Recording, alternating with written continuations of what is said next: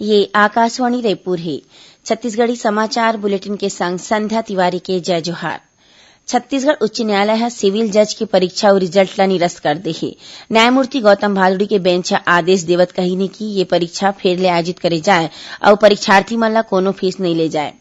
खबर के मुताबिक लोक सेवा आयोग ह ये परीक्षा ला 5 मई महीना म ले रही से और एखर रिजल्ट जुलाई में जारी करे रहिस। जिला लेके 8 जिन अभ्यर्थी मन ह हाईकोर्ट में याचिका दायर करे रहिन।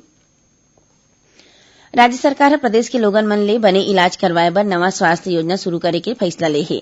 डॉक्टर खूबचंद बघेल स्वास्थ्य सहायता योजना के नाव ले चलैया ये योजना ट्रस्ट मोड में काम करही। मुख्यमंत्री भूपेश बघेल के पगरैती में आज मुख्यमंत्री निवास में होए राज्य मंत्रिपरिषद की बैठक में कतकोन फैसला ले गिस। नवा स्वास्थ्य सहायता योजना में आयुष्मान भारत, प्रधानमंत्री जन आरोग्य योजना, मुख्यमंत्री स्वास्थ्य बीमा योजना, संजीवनी सहायता कोष, मुख्यमंत्री बाल हृदय सुरक्षा योजना, मुख्यमंत्री बाल श्रवण योजना और राष्ट्रीय बाल स्वास्थ्य कार्यक्रम चिरायु योजना ला एके संग्रह मिला दे हे। ये नवा योजना में आयुष्मान भारत, प्रधानमंत्री जन आरोग्य योजना में शामिल परिवार मन के संगे संग जम्मो प्राथमिकता और अंत्योदय राशन कार्डधारी परिवार मन ला 5 लाख रुपया तक स्वास्थ्य सुविधा मिलही। उन्हें आने राशन कार्डधारी परिवार मन ला 50,000 रुपया तक की इलाज के सुविधा दे जाही। एकरे संग अभी चलत संजीवनी सहायता कोष के विस्तार करत मुख्यमंत्री विशेष सहायता स्वास्थ्य सहायता योजना घलो चालू करे जाही। भारतीय जनता पार्टी है राज्य में जल्दी धान खरीदी चालू करे के मांग ला लेके आज पूरा प्रदेश मंडल स्तर में प्रदर्शन करीन। रायपुर के बूढ़ा तालाब स्थित धरना स्थल में पूर्व मुख्यमंत्री डॉक्टर रमन सिंह की अगुवाई में पार्टी कार्यकर्ता मन विरोध प्रदर्शन करीन। डॉक्टर सिंह कहिने कि राज्य सरकार है किसान मन संग वादा खिलाफी करे है और 15 नवंबर के बजाय 1 दिसंबर ले धान खरीदी चालू करना किसान मन संग अन्याय है। ओमन कहिने कि राज्य सरकार उखर मांग ला नहीं मानही त राज्यव्यापी जेल भरो आंदोलन करे जाही। ऐसने ही प्रदेश के आने जिला मन में घलो भाजपा हा विरोध प्रदर्शन करके राज्यपाल के नाव ज्ञापन सौंपिन।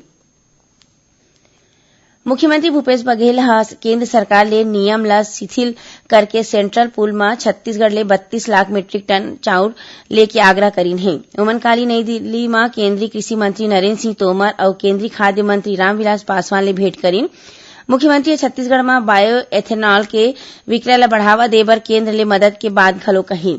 मुख्यमंत्री बताइन कि चर्चा के दौरान केंद्रीय मंत्री मन ह उखर अनुरोध में गंभीरता ले विचार करे के भरोसा देवाइन है।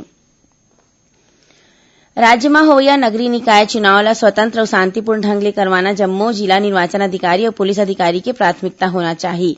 ये आशय के निर्देश मुख्य सचिव आरपी मंडल है राज्य निर्वाचन आयोग डाले नगरीय निकाय चुनाव की तैयारी बर राखे के समीक्षा बैठका में दिन। बैठका में राज्य निर्वाचन आयुक्त ठाकुर राम सिंह जम्मो जिला निर्वाचन अधिकारी मन निर्वाचन तैयारी ले जुड़े विषय में जानकारी दिन और जिला में उखर डाले करे के तैयारी के समीक्षा घलो करीन। छत्तीसगढ़ में पत्रकार की सुरक्षा बर कानून लागू करे के प्रारूप तैयार कर ले गे हे। एखर बर न्यायमूर्ति आफ्ताब आलम के अगुवाई में समिति गठित करे गे हे। ये प्रारूप में पत्रकार संगठन और आम लोगन मन ले चर्चा करके सुझाव प्राप्त करे जाही।